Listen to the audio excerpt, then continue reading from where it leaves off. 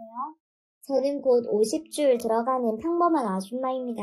남편은 친정엄마 친구분의 주선으로 선을 봐서 만났고 1년 정도 연애하고 결혼을 했어요.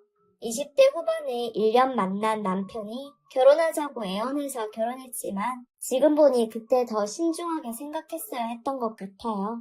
사람 됨됨이가 어떤지 더 알아보고 결혼했어야 하는 건데 참 후회됩니다. 결혼하고 1년 후에 큰 아이를 가지게 되었고 저는 원래 작은 회사에서 격리로 일하고 있었지만 심한 입덧으로 일을 도저히 할 수 없어 사표를 내고 전업주부의 길로 들어서게 되었죠. 그래도 첫 아이로 지금의 아들을 낳았는데 정말 예뻤어요. 입덧 한 번 더 겪고 나으래도 다시 낳을 수 있을 정도로 너무 예뻤죠. 출산 때도 남편은 곁에 없었지만 아기만 보였어요. 남편은 사실 연애 때부터 무뚝뚝하고 그렇게 살가운 사람이 아니었어요. 성격도 사실 이기적인 면이 강했고 가끔 술에 취하면 소리를 높이고 거친 말을 하고 상처 주는 말도 아무렇지 않게 하는 경우도 종종 있었죠. 저는 정말 다정한 아버지 밑에서 자랐어요. 그래서 아버지와 정확히 반대인 성격인 남편에게 남성적인 매력을 느꼈는지도 모르겠네요.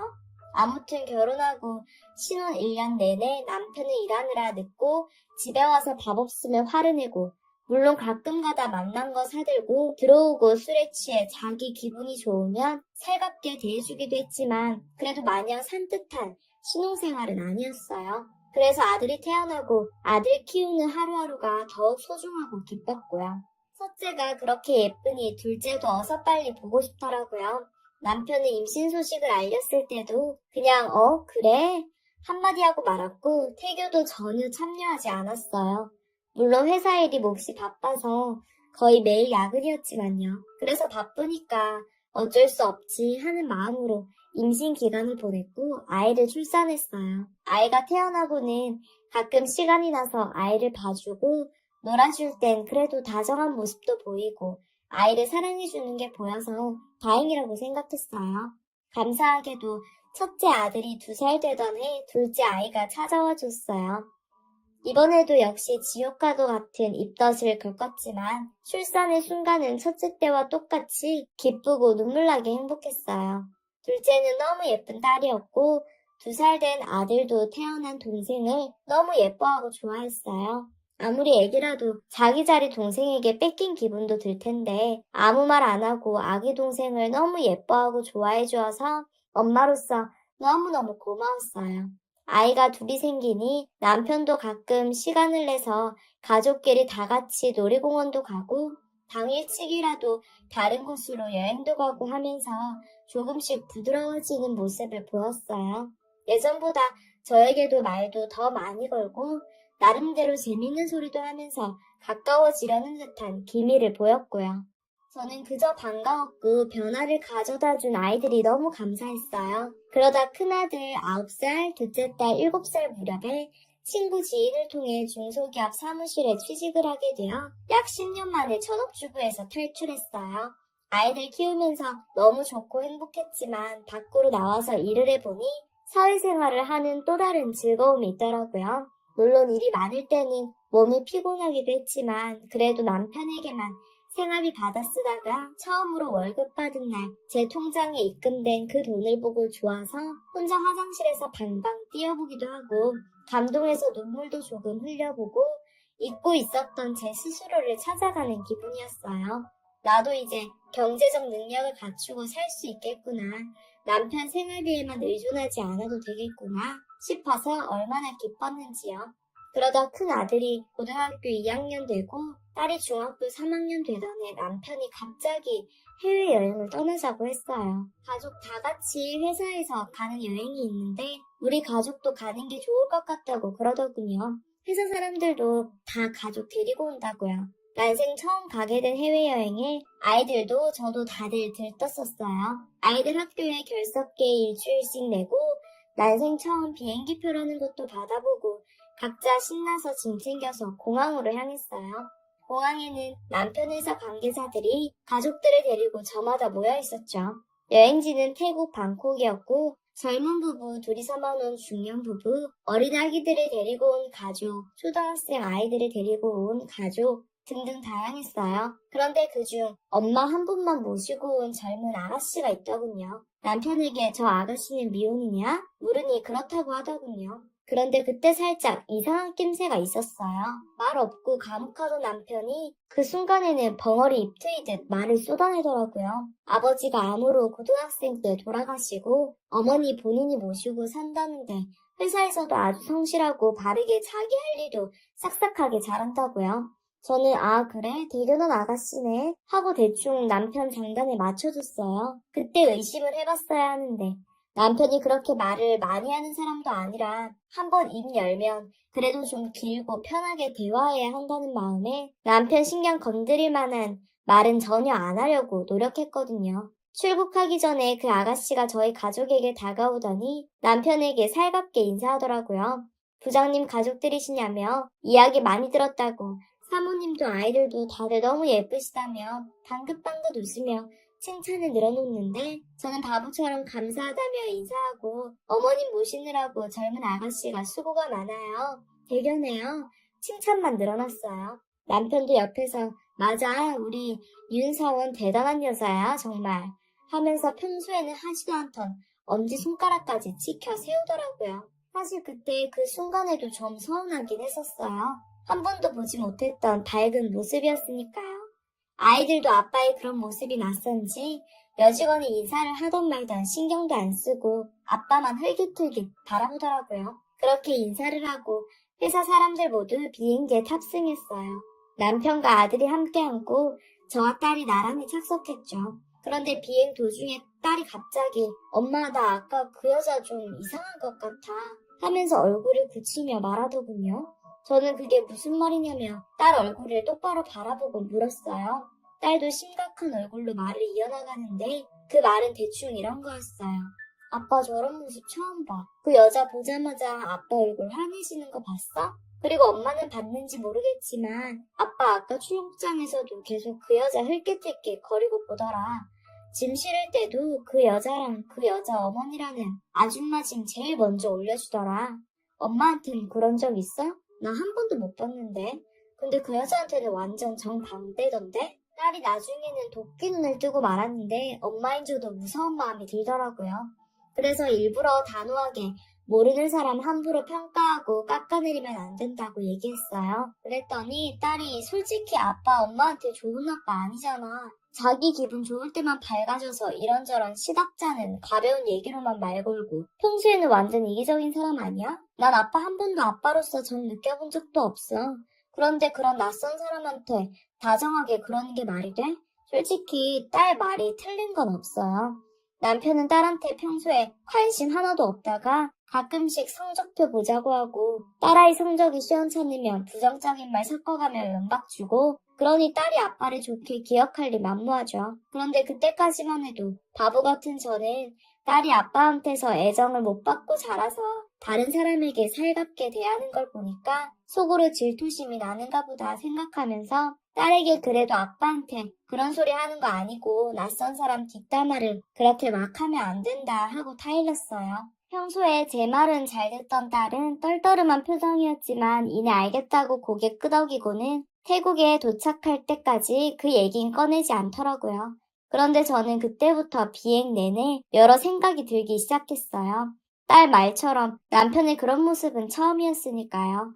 태국 도착해서 다 같이 호텔로 갔어요. 회사가 돈이 많은지 호텔도 좋은 곳이더군요. 첫날 저녁에 회사 사람들 모두 홀 하나 빌려서 파티 비슷하게 환영 행사를 했어요. 저는 솔직히 남편 일, 회사, 동료 등등 아무것도 몰라요. 남편이 말을 안 했거든요. 물론 불법적인 일이나 그런 건 아니고 대충 컴퓨터 프로그램 관련 사업하는 회사라는 건 알고 있었죠. 그런데 모임이나 그런 건 하나도 간 적이 없어서 그곳에 있는 사람은 모두 모르는 사람이었어요. 각자 서로 누구 엄마 하면서 인사하는데 저만 동떨어져 있었어요.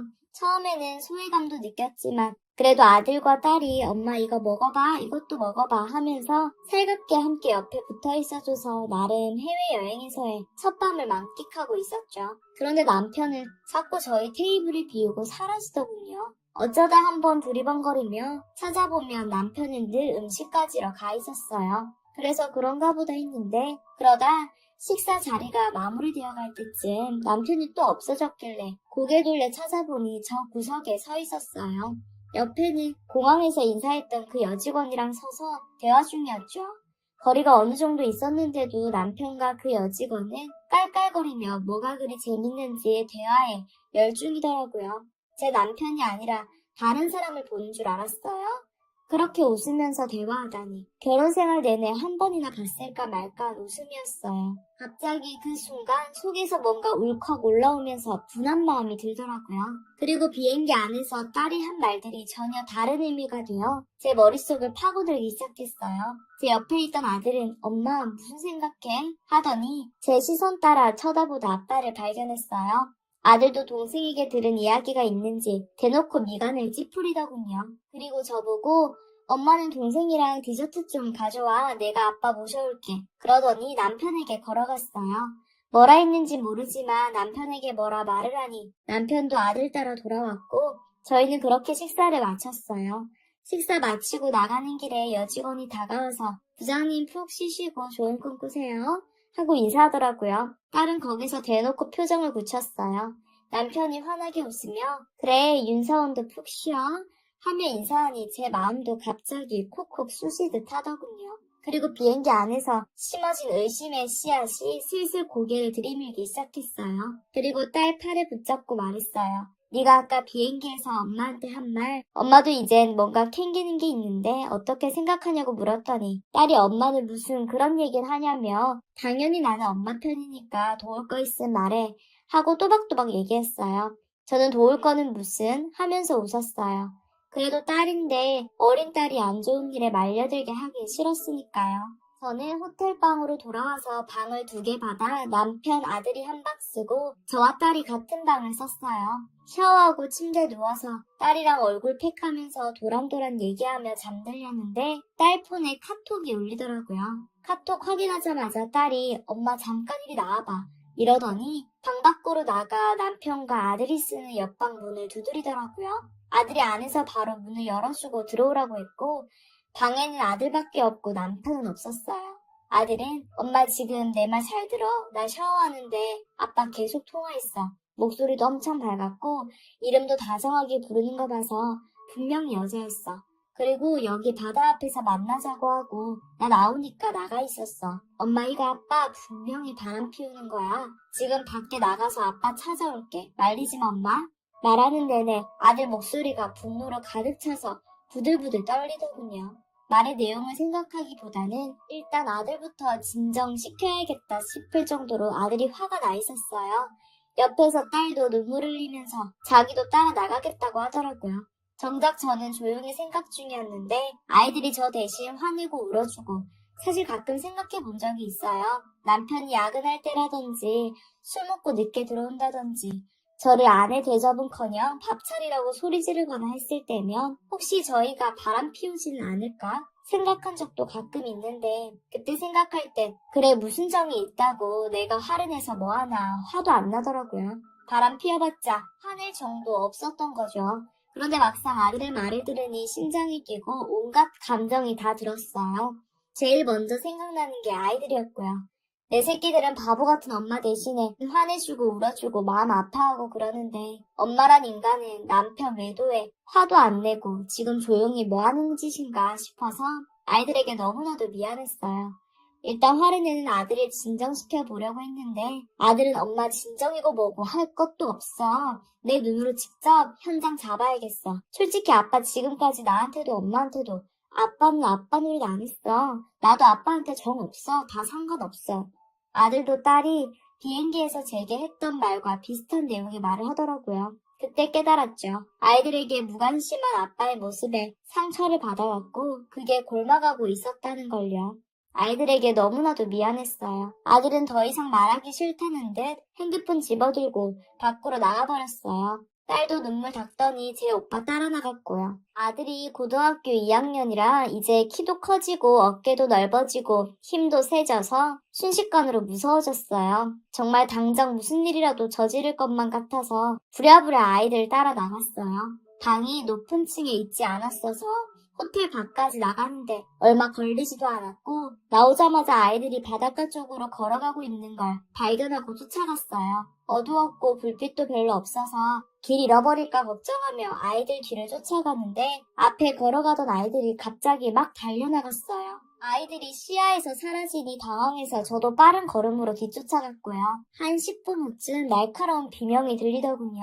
여자 목소리였어요. 혹시 우리 딸이 아닌가 싶어 저는 서둘러 소리가 난 방향으로 뛰어갔어요. 어딘지도 모르고 소리 따라 뛰다 보니 바닷가 모래 위에 와 있었죠.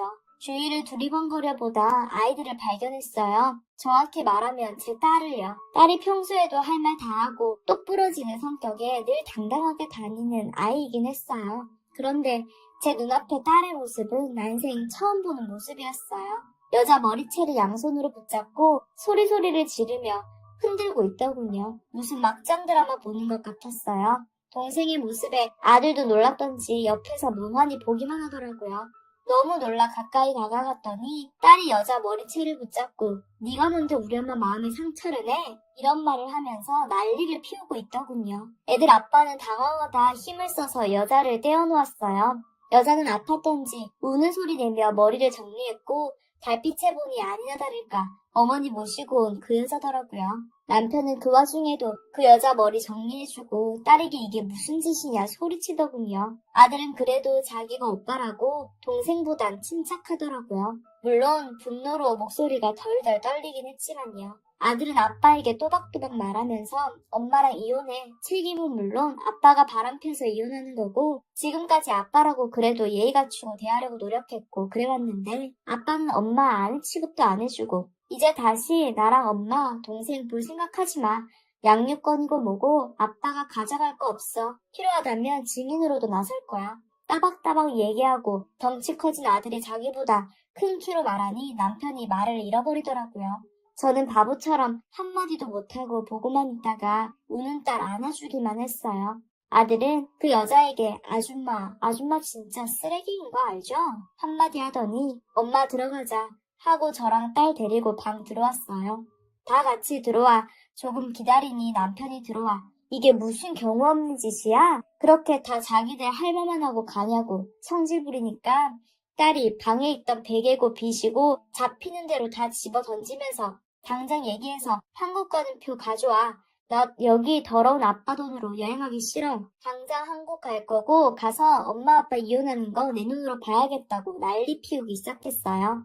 아들은 동생을 말리고 남편을 보며 당장 한국에 돌아가자고 말했어요. 아까 아들 포스를 기억했는지 남편은 욕설 몇 번 혼잣말로 내뱉고 밖으로 나가버렸고요. 그리고 사태를 좀 파악한 건지 남편이 어떻게 손을 써서 저희는 다음날 밤 비행기로 귀국했어요. 그 여자는 남았고요. 한국 돌아오자마자 아들이랑 딸이 변호사 찾고 절 데리고 가서 이혼 소송하게 했어요. 유책 배우자는 남편이었고 양육권도 저에게 단독으로 주어졌고요.